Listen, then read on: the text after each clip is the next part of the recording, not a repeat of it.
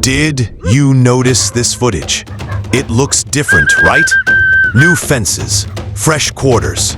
Something changed. I dug. I validated what I could.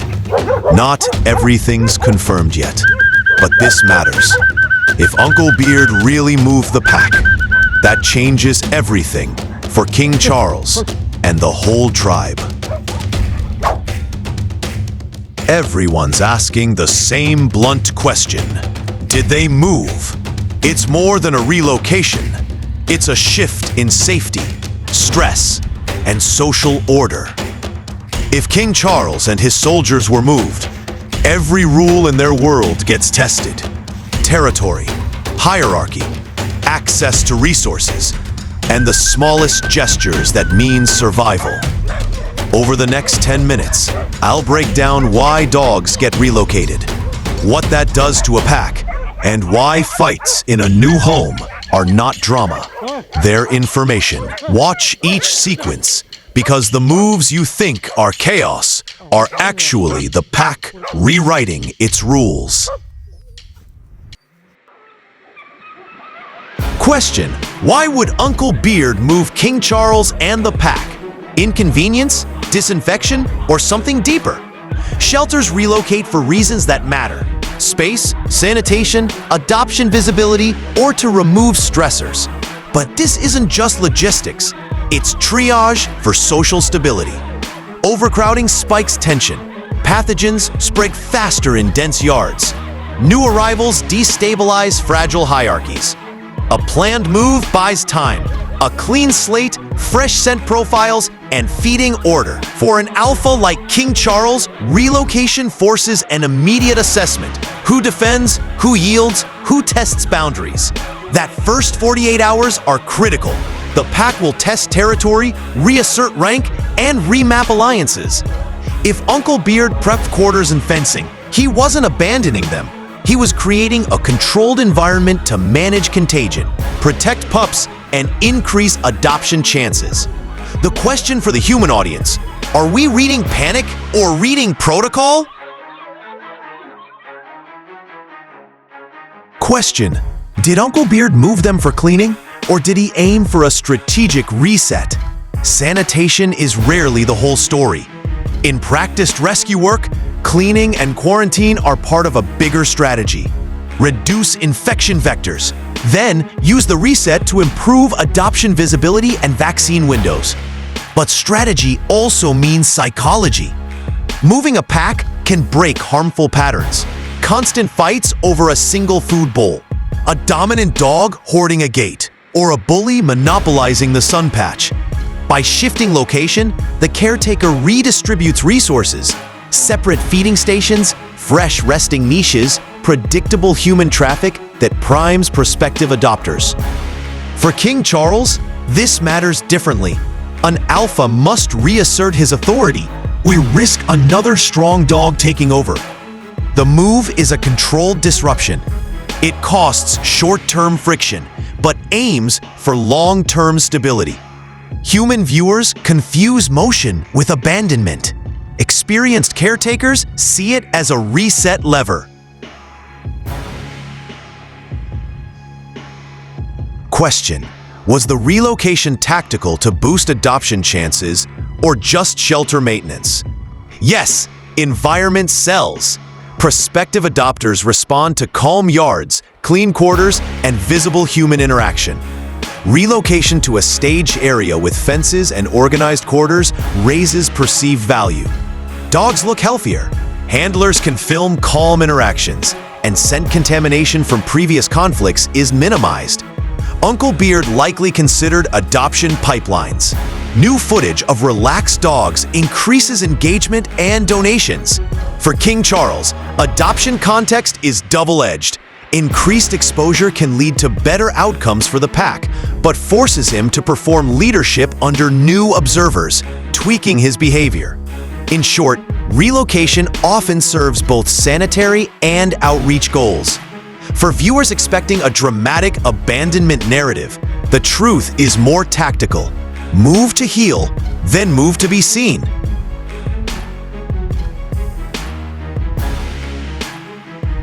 Question: how does relocation alter rank and respect inside the pack? Hierarchy is negotiated constantly, not fixed. A new space removes the cushion of established micro-territories: favorite shade, feeding spot, sleeping corner. Without those markers, dogs perform social recalibration. Challenges rise, alliances test, and previously passive dogs might try new strategies to gain ground. For an established alpha, the risk is real. Every epsilon of dominance is now being reevaluated. But dominance isn't only displays, it's distribution of tolerance. King Charles corrections are not cruelty. They're rapid feedback to prevent cascading challenges. When a dominant dog reasserts, other dogs incur a short cost, scuffles, snaps, in exchange for long-term predictability. The smarter caretakers engineer moves so the alpha's authority is visible and stable, reducing protracted violence later.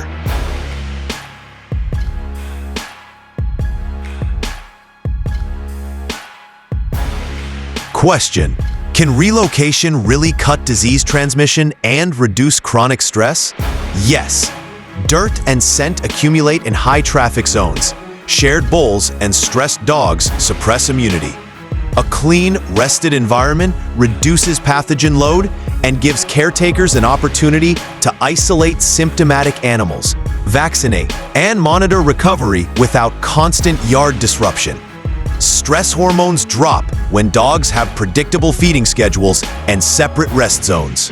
That physiological change, lower cortisol, leads to better appetite, faster wound healing, and fewer reactive episodes. Uncle Beard wasn't performing for viewers. He was using environmental control as medicine. It's low-tech, high-impact. Clean space, predictable routine, and consistent human presence equals better health metrics over time.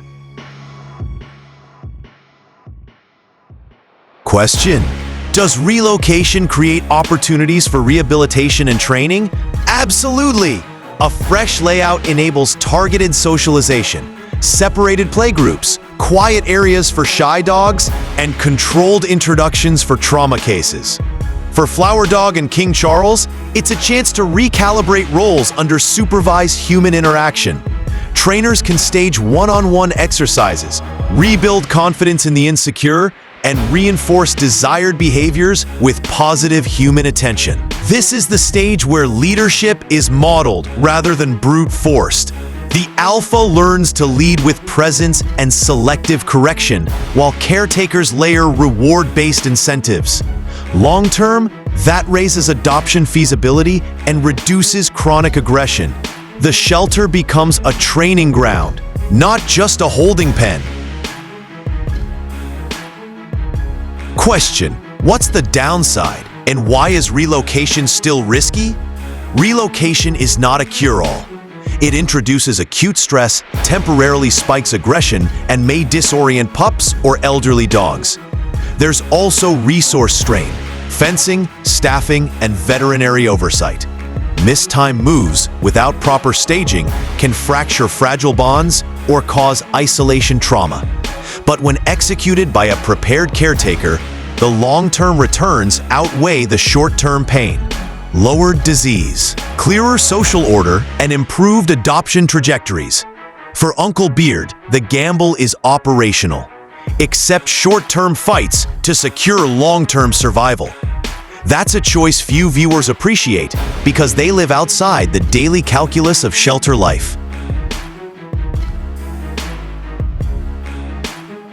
Question: why do we see more scuffles in the new shelter footage? Is it chaos or data?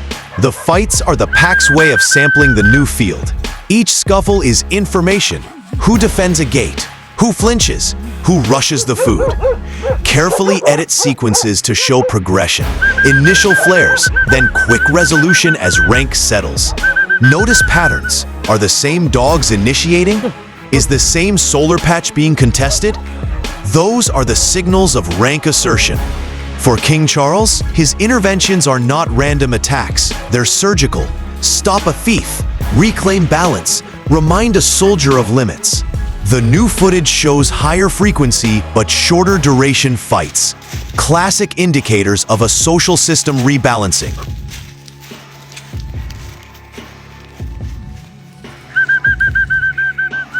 Question: why did flower dogs stay, fight, and accept correction? What does that reveal? Flower dog's behavior reveals his strategic investment in the pack. He's big, capable, and could challenge, but he chooses stability over opportunism. During relocation, he defends key zones, confronts rivals like Tyrant, and absorbs corrections that others would flee. That tolerance signals a long-term payoff: increased status, closer access to resources, and trust from the Alpha. Accepting a correction from King Charles is not submission alone. It's a social contract. You take the sting now, you gain guaranteed place and protection later. That's the behavioral logic most viewers miss when they call it abuse. Question: after all this, what's the honest answer to the move and the fights? Abandonment, strategy, or care? Answer: it's layered. The move appears to be a calculated effort: sanitation, staging for adoption, and psychological reset. Fights are messy but functional. Short-term stress for longer-term predictability. The caretakers chose a gamble that demands short discomfort to improve survival, health, and adoption odds. For viewers, don't react to a single clip. Trace the sequence, watch the edits, and read the behavior. And if you want to help, donate, share verified updates, and pressure platforms to uplift verified caretakers, not rumors. That's the closure your audience needs: verified context, humane explanation, and a clear CTA.